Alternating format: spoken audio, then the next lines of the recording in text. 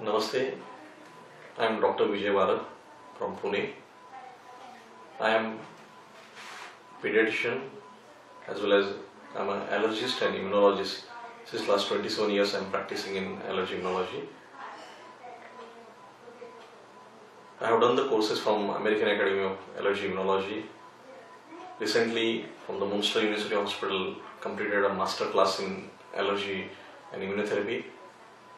I am the faculty in Indian Academy of Pediatrics in childhood asthma since 1996 and since 2011 as a founder member of Allergy and Applied Immunology chapter.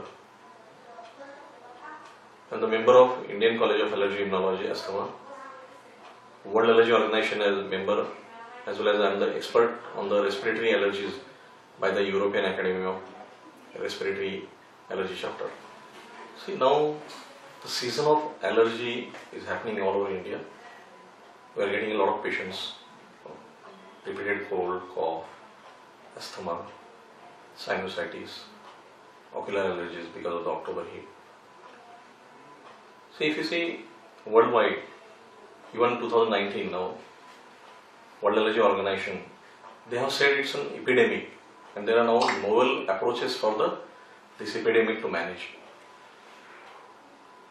See, even 20 to 30% of the population in India, in 2013 there was a study, around 400 million people had allergies, some or the other allergies, which have not been tackled from the root of cause.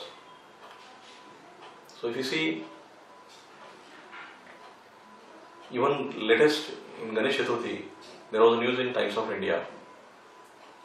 Cancer is not a big killer, rather than COPD is one of the second chronic disease. In 2017 new data is there, where the maximum deaths after the heart disease because of the COPD. And we are the topmost amongst the world because of the COPD. See, as practitioners, you must be getting such type of infantile eczema or gastrointestinal disturbances, colic spasms in the children, or children with cough, cold repeatedly, or eye allergies, or eversion of teeth, or even the nasal turbinates hypertrophy. This child, like which had been to me for the refractory ocular allergy, was not responding to any of the medicines from best of the doctors. And the history was that initially he had like a vomiting and he was told, जो बच्चों को उल्टियाँ होती रहती है वो चलता ही रहता है. So he was treated that way symptomatically. Later on then he started having cough, cold, respiratory infections. He was treated for that.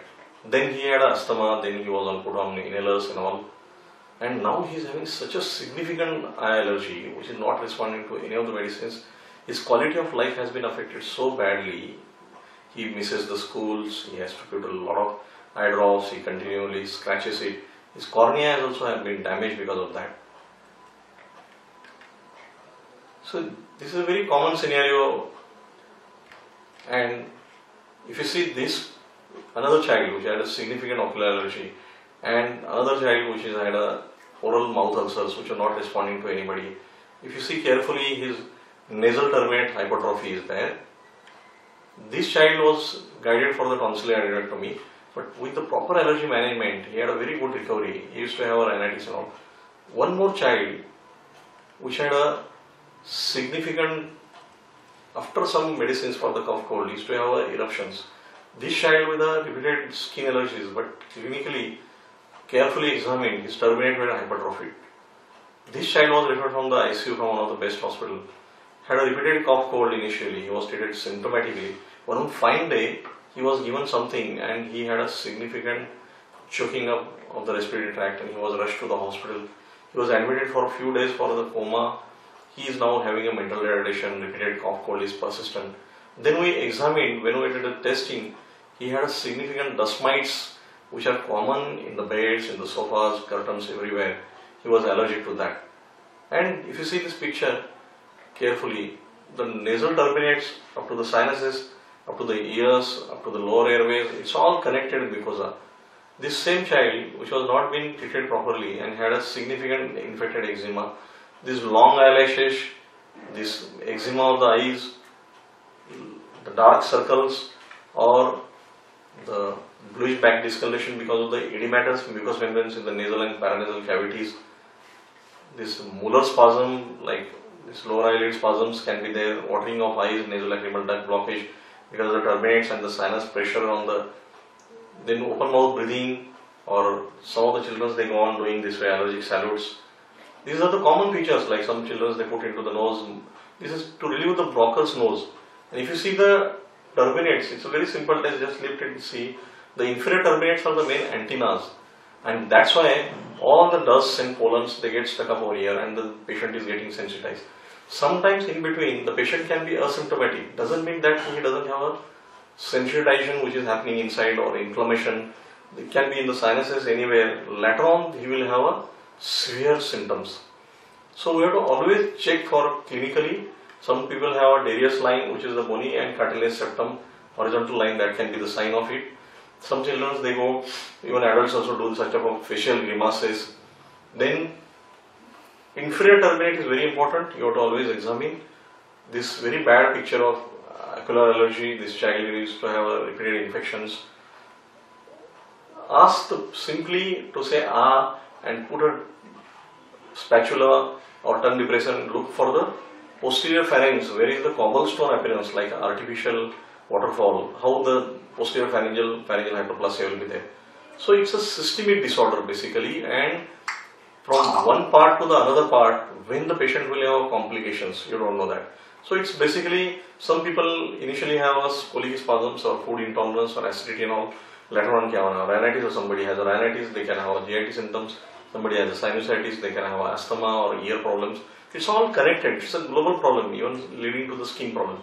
So why we should treat the children or any child or any adolescents or a young patient, adults, with the proper management? Because later on, the next generation, it is a very severe presentations with the severe anaphylaxis, asthma, COPD which is increasing very speedily. Inflammation is very important while treating these patients. So there are a lot of, in the worldwide, if you see, there are a lot of zumabs which have been practiced. There are omalizumabs, mepolizumabs and all. Still in India, only omalizumab which is available. If you see these grass pollens, flower pollens, insects, droppings, feathers. Even last month only I was in Japan for the pigeon feather droppings in Pune. 37% had a problem because of that. Even the food allergies is increasing, anaphylaxis. Every week we are having 2 to 3 patients at the age of 65 or 25 or 8 years, they have a significant anaphylaxis. So if you see carefully, even the dusting, these particles, or suppose we do the carpeting, these dust mites cannot be seen, but you are exposed to that regularly. And then it causes a balance into the body. So the child increases the Th2 cells, which of allergy they increase. They suppress the Th1. That's why these people have a secondary infections. So we are treating the infections and with nebulization, bronchitis or rhinitis with the nasal sprays or nasal wash and all. But the underlying cause is remaining there. Suppose one person is having a problem, his children 85% chances are there with the severe allergies. His siblings also 85% chances are. So which patients to be treated in a root cause with the proper allergy management? See, there are a lot of advertisements in the newspapers and all, they are misguiding. Even some of the labs they come with the 900 rupees per allergen. But which test to be done or which patients? So repeated rhinitis, bronchitis or asthma or urticarias, angioedemas, skin allergies, eczemas, as well as those patients which have a significant food allergies. We should go for the, if you see the American Academy, Indian College of Allergy, European Academy, Global Initiative Against Asthma or Allergy, they have mentioned avoidance and immunotherapy has to be mentioned. Symptomatic management all are treating. Even in our hospital, we did around thousands of asthma patients data which are showing dust mites, pigeon feathers, animal danders, molds, indoor molds into the kitchen, the cars, the food particles they fall, and then they have a secondary fungus on that. Even in CIPP, in International Congress, we had a presentation on that. There are pollen calendars, specifically which season the pollens are sensitive. 200 times the pollen sensitivity has gone up. If you see the mild patients also, we should go for the allergy test rather than the severe ones. WHO, World Health Organization, has said allergy avoidance and immunotherapy are the only treatments they can stop the progress of the disease and future management rather than just symptomatic management. Even rather than using the steroids and antibiotics, we can use a very safe omalizumab type of molecules which are really useful to the patients.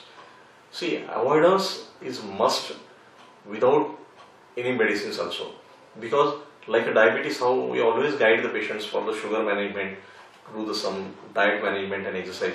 The same way, avoidance has to be along with your prescription. After that, then whichever patient if you require desensitization or allergy vaccines, those immunotherapy can stop the newer sensitivities as well as the further progress of the disease from one part to another part of the body. In between, the patient can be asymptomatic. Suppose like previously we used to see childhood asthma is overcome up to 6 to 8 years or 15 years. But now it has been found the symptoms are overcome, the disease progresses. Later on, many children go into deviate and nasal septum, sinusitis, ocular allergies, ear problems. 30% deafness is because of the allergic rhinitis. So even 2017 Indian College Allergy Guidelines, I was one of the faculty for that. 3 days in Bangalore, we had 65 countries allergy specialists were together, and allergy avoidance with the specific allergy practitioner who can take a detailed history for that patient's lifestyle from the family history.